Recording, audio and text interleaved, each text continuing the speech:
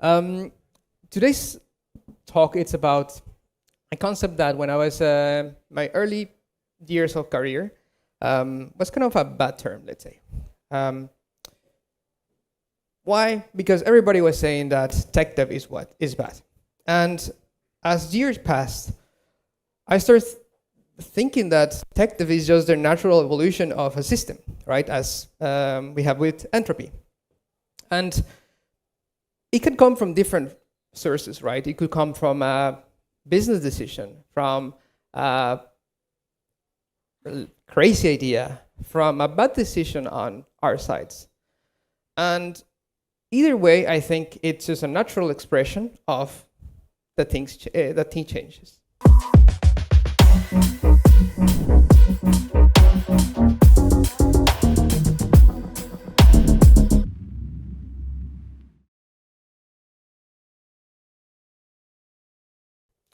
So for me, tech dev is fine.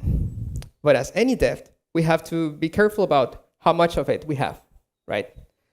And the problem comes when we don't pay attention to that, and we have to, at some point, repay it. And if we don't take enough attention, we will need to pay it with interest. And today's story, it's a little bit about that. How we start paying our debt, specifically on the state management side of things. Today we're going to talk about the roller coaster of a project that what we call it's the results API migration. Today's talk is going to be split in 5 chapters. And before I start, I want to give you a little bit of context of what all this is about. So hopefully I wrote it good. I just translated it on Google Translate. So Maze is a digital product that allows anybody that does research, meaning UX researchers, product designers, product managers, to understand better their users. And we do it as giving these type of users a set of tools, from surveys to prototype testing, from interviews to do that. Today's specific will be on what we call the unmoderated side of things. If we think about how it will work, as any or most of the form builders have, we have a builder. You have different what we call block types. And this block, the one that you're seeing here, it's called open question. It's a little box that the user fills. And if you have enabled AI, it will try to dig in if the answer is too vague. Once you have built your survey, in this case, you will go live, as we call it. And if you don't have already your users to test whatever hypothesis you have, you can have a panel and collect them from there. Once you have the data, there's the results. And this is where we are going to focus today.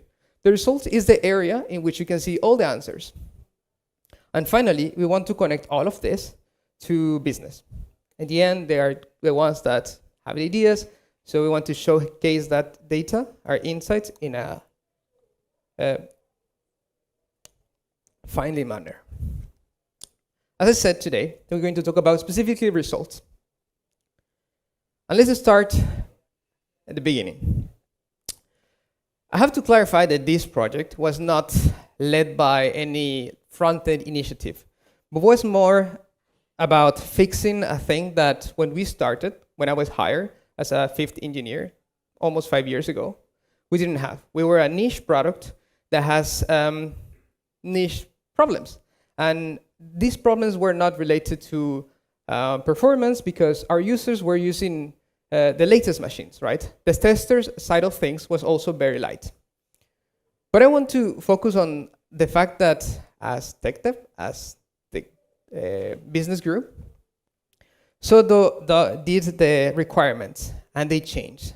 And we had more enterprise customers. And some of the things that made us do the project was the limited amount of answers that we could show in the screen.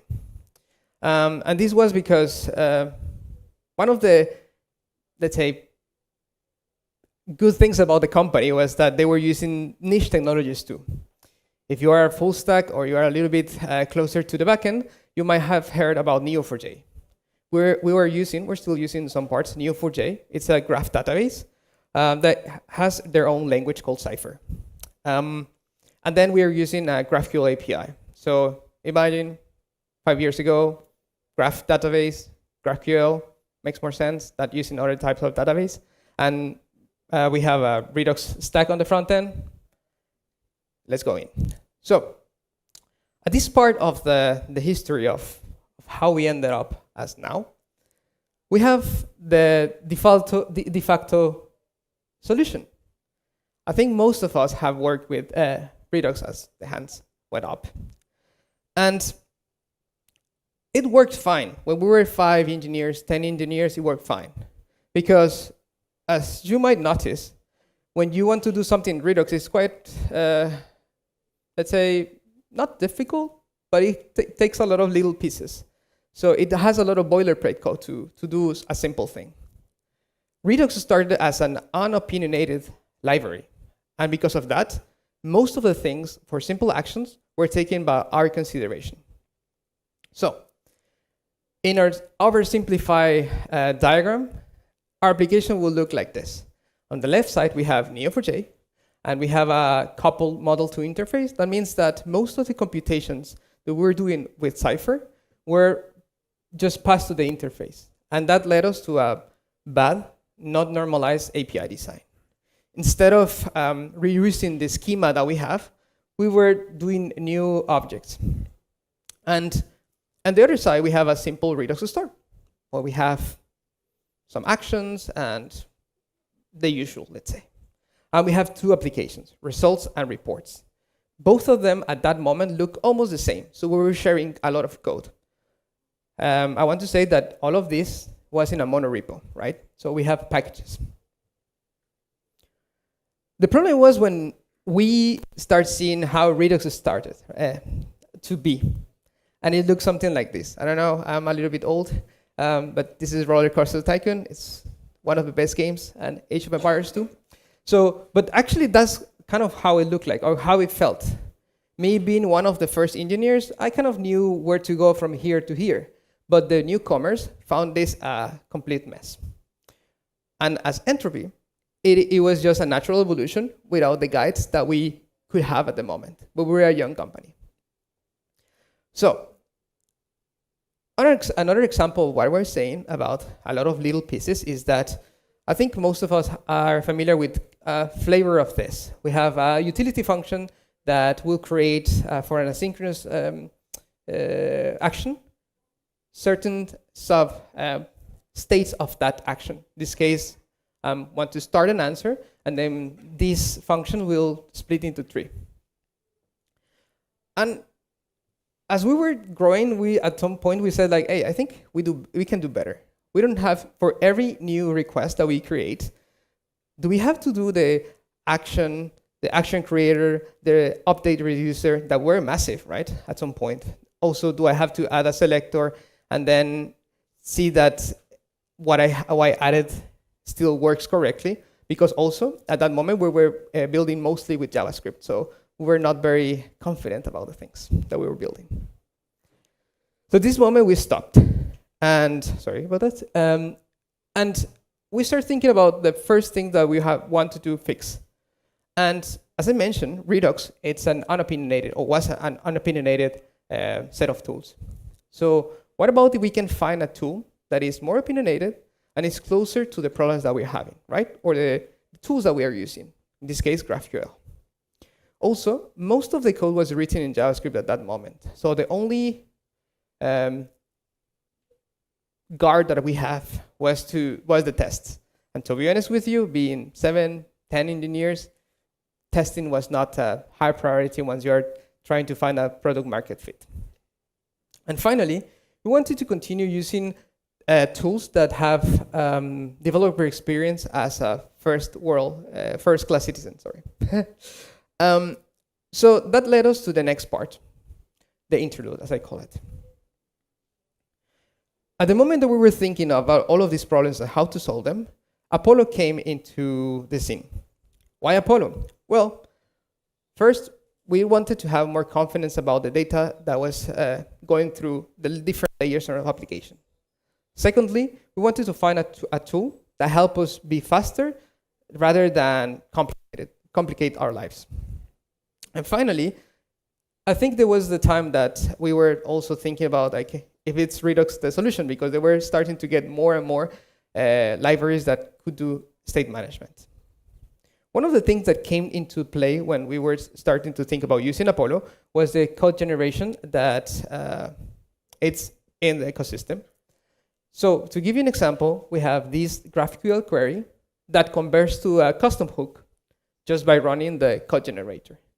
That will also add some types to it. So the first thing was fixed, let's say, because instead of having the action, the reducer, and all of this to manage the life cycle of the data, I just have a hook. Second thing, the same thing will happen with mutations. We have a mutation, we have a custom hook that the code generator will give to us, and we just basically return that data from it. Another thing that caught our attention was the normalization. As you know, if you want to normalize a store, then you have to do it yourself. And if the company grows and the store grows, so does the complexity on your store and how you will normalize things. For Apollo, this is one of the simplest yet most powerful things that in my opinion, they have. So they deliberated said, okay, we're going to normalize the cache by getting the type name of a GraphQL, of a Graph entity, and then we are concatenated with the ID or certain unique identificator that you can set. In their case, we have something and then one. But Jepser, why is this that important?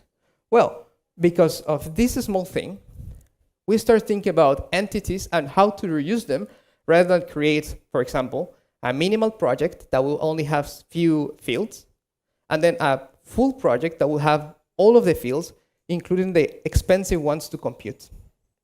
Instead of that, by the normalization, we will try to reuse the same entity in the GraphQL, and instead we could do optimizations per property in the GraphQL API, which is not related to Redux, to the front end itself.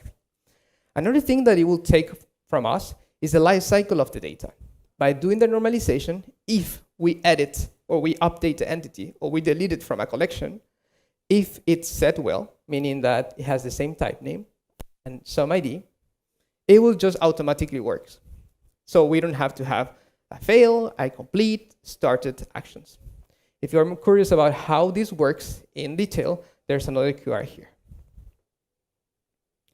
I was mentioning about that most of our code was written in JavaScript. So by moving to a new technology, it helped us also to move to TypeScript. And as you can see here in this screenshot, this is just a hover on the actual response of one of our mutations.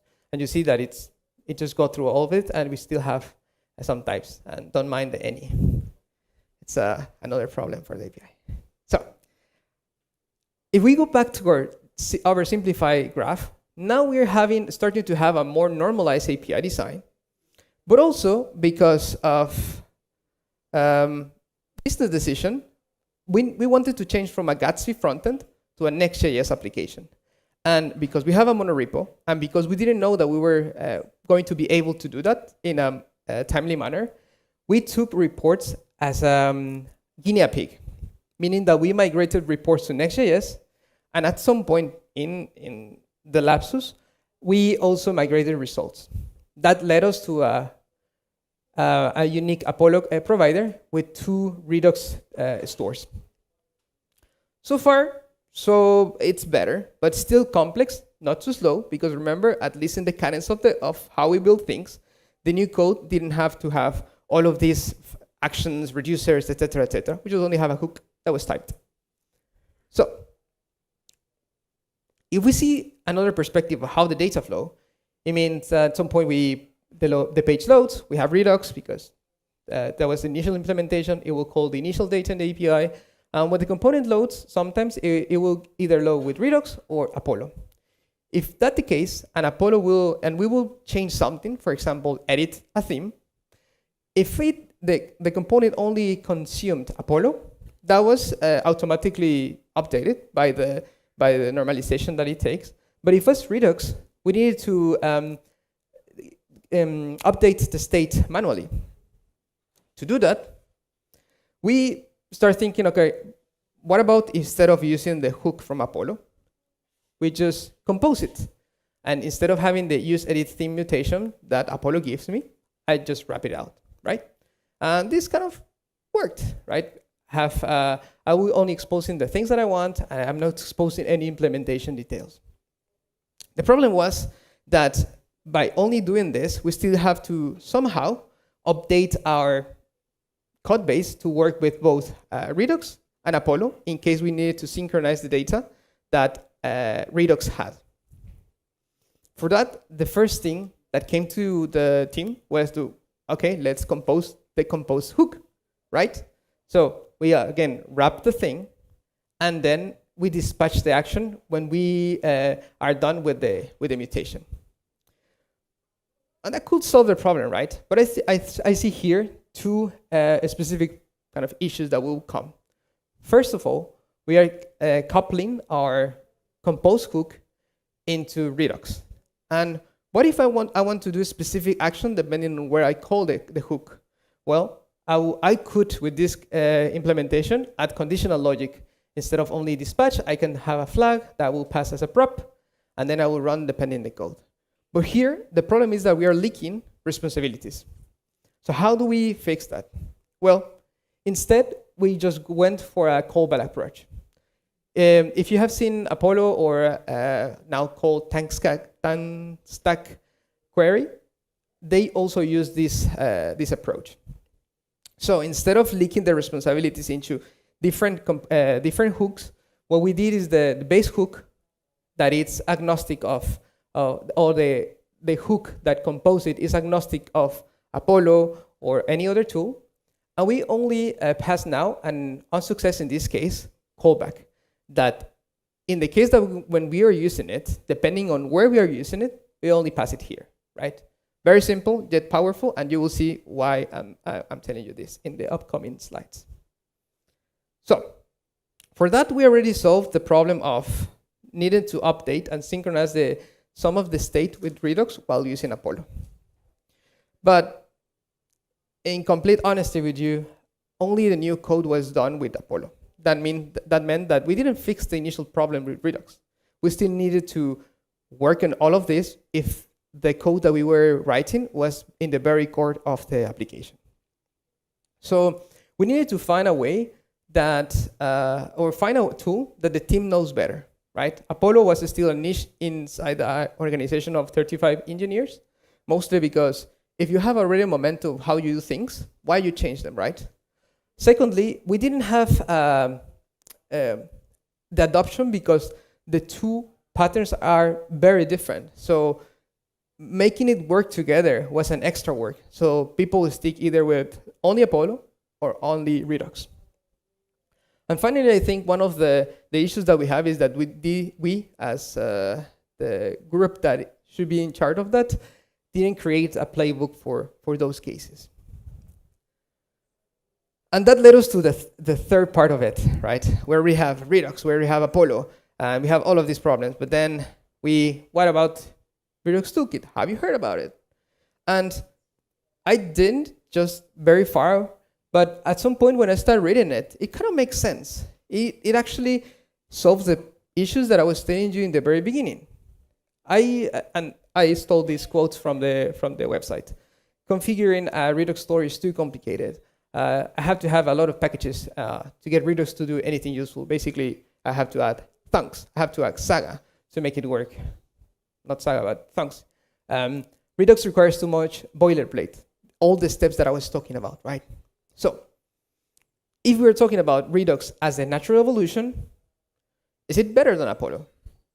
Well, I want to also mention that Redux Toolkit came from the sidelines because at the very beginning I was talking about the migration, right? These two are not part of that migration. Redux Toolkit came as part of the necessities of the business.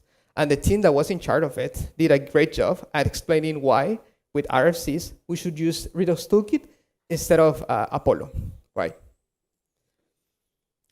And the reasons were basically that they were solving, Redux Toolkit was also solving the boilerplate problem. Instead of having the 5 steps of actions, reducers, selectors, they have, and I want only to focus that they have a create API function in which you set a set of endpoints, what they call them. They have some configuration, but the important part is that if you see my shadow, actually, okay, it's black. You can see my shadow. I think you can see my mouse. Yeah, this. Okay, this results API, the constant result of the return of create API, will also create hooks for us. So it will automatically get us a hook that is strongly typed. That means that we don't need, we kind of solve the issue of requesting data in a way that Apollo does it, which in my opinion, it's quite simple. Second thing that I was solving, the obfuscated data problem.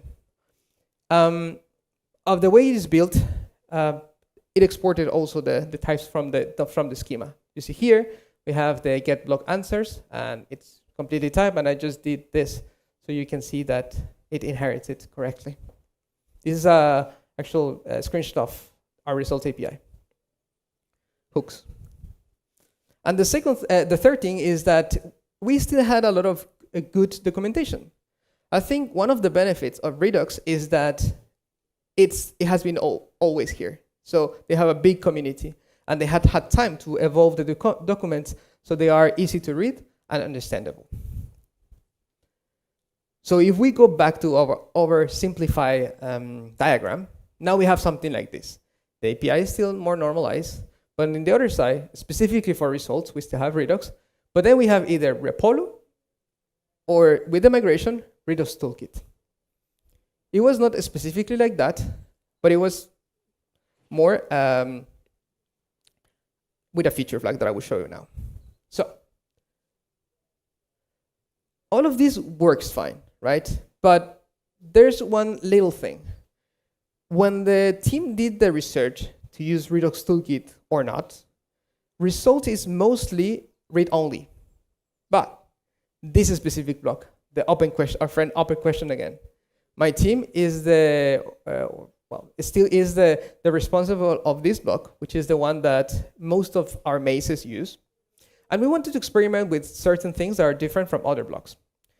On the left side, you will see that you have themes. You can create a theme. You can do any CRUD operations on it. You can find themes with AI. And on the right side, you will see it doesn't seem gray, but this part, it's gray, and it's called the conversation. So the conversation is basically the first question and then follow-up answers. And from that, we get the summary. And the summary, it's also created by AI, and we set a score to it. Either it's a negative, neutral, or positive. But one of the actions that you could do also is to change that. You could change the sentiment and also tag the responses. So you can have this nice graph. So here we have at least four things that could change. And when we're invited to collaborate with the team to migrate this block, it felt like this. So we wanted to start the ride, and just when we were starting to have fun, it was a dead end. Why was that? Well, let's go back to our other graph. Remember this, that we have, if it's in Apollo, all good. And if it's in Redux, we have to do manually a synchronization with it, and we were doing it with callbacks. When we had Redux Toolkit, it just added a new layer. So we have to either update to Redux or Redux Toolkit, or it will stay in Apollo, right? And this is another perspective. So because it was not, let's turn on this and let's see if the world burns. It was more like, okay, we're going to do this progressively, and that was done by a feature flag. So if you were a user inside the feature flag, most of the things will load with Redux Toolkit, or if not, you're going to use Apollo. So that means that both of them need to coexist. And all the React tree needs to be kind of agnostic of whatever it is, right? But conceptually, they are two different things. Apollo is very different from Redux Toolkit. So the way that we do it to fix it was to create yet another layer. In this case, we use a custom React context that will abstract and create an homogeneous interface for either of the actions that we were doing. So we start creating a list of actions that, for example, get themes, edit themes, on a simplified context that will normalize whichever shape of data will come from Redux Toolkit or Apollo. It will pack it in a way, in this case, it will just export the get themes. And inside the components, what we're going to do is use that exported function in the hooks that we were using before. And if we needed to synchronize the data, again, with other stores, we were still using onSuccess that was embedded in the context. And Redux was something here, because we didn't care about that moment. But how it would look like, right? This will be the last code that I'm showing, so no worries. I know that reading code, if you're not coding, it's not that fun. But on the left side, what we will do is create the schema, right? This doesn't care about Redux, doesn't care about Apollo. And in this case, we're going to create the theme. We're going to create how the context will look like. And on the other side, what we're going to do is create instances, either from Redux Toolkit, or Apollo, and normalize how we export this. So in this case specifically, for the engineers, what it matters is, do we have the themes? Do we have the function that edit the themes? Do we have the refetch? And with that, on the consumer side of things, what we were doing is only wrapping the hooks like this. So the implementation details lived in the context. We have the used themes. This is oversimplified, right? So it can fit the screen. And the use edit theme.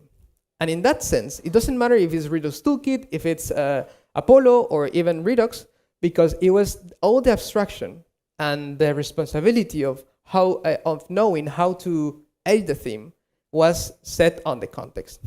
And you can think about performance. Like, I think one of the things that you see when you read about context and state management is that it's not very performant. So you should use another library.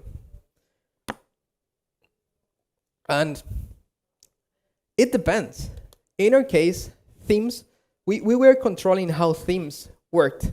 And in our specific case, we only have to have 2 providers. So we didn't have these so-called providers hell. So far, it worked, but not everything was perfect. We had to cut corners. And I don't have enough time to give you all of the cutting corners, but I will give you 2. The first one was, as Redux Toolkit, the way you do it is you create a new API and you set tag types. And the tags in this context helps you to categorize your endpoints. I have the block answer endpoint, and I tell the API, this is the name of this endpoint. And in other action, what I could do to invalidate those and then refetch that information, just invalidate tags, and it will do it by default. But this is specific of the internals of the API. So if we wanted to configure and refetch it in this way, we couldn't, because again, Apollo and Redux Toolkit are completely different on that sense. This QR, it's a gist of how we implemented optimistic UI on that, and it was a hell, just if you're curious, because it's very big. And so far, it felt like this. We were solving problems that we were actually in the very beginning creating to us, right? And I think it was in the best of interest and the best of all of the involved people to fix the state management problem. But I think one of the main issues was that we were focusing on the effects rather than the root cause. And that's what I want to almost finish my talk by talking about the root cause and how at this moment we think we could solve it. And the first thing I want us to do is to take 2 steps back and go to the basics. If you have read the React principles, you will find that these 5 things are in all of the list. And I took them first because they look very cool, but secondly, because they actually reflect what I want to do, or what we want to do with state management. What we want to do is we want to create an abstraction that provides the solution that works for most cases. We want to also be able to create escape hatches that for specific use cases that we think we cannot create a coherent solution, the engineers that will do that can still do it in an organized way, let's say. Also, by doing that, we want to improve the interoperability, which is basically how the different layers in our application interact. And we want to focus on how we implement it by the evaluation of the new code, and to be careful about how we do it, and be sure about that the implementation is correct. We want to also to be performant and that could afford good developer experience. And finally, for us, the elegance of the code will be secondary, because I think for us, the first thing that we have to focus is to improve the experience and not making it perfect, right? It's yet another motive to have tech debt. So in practical terms, it will look something like this. In the 2 steps back also, we have to take into consideration that Redux was trying to solve in an agnostic way the state management of our application. But if you think further, the state management is split in 2 big categories. The first one is the state that is in the server. And the second one is the state that is in the application. In the server, we need to synchronize and go through the wire.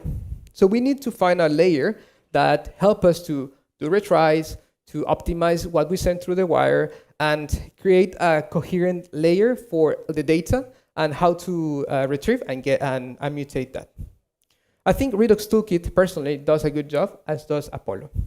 In our case, I think tools that solve a single problem are better because they're focused. So in our RFC, we're going to focus on migrating back everything that is in Redux Toolkit to Apollo. Second thing is in the application state, we want to still continue normalizing the interfaces of that data that comes from the server. Why? Because we cannot just ditch Redux and stop the product delivery for, I don't know, 2 months, 3 months. It's a lot of work. So because of that, we still need to normalize that. The new thing that that is for us is having a page or route intermediate state. And I'm going to talk about a little bit about that in the next slide. And finally, we want to also leverage on the native ones, native implementations that we have for React. And we also want to add some guidelines for the engineers to understand when to use what. To give you an example, we have a problem with prop drilling.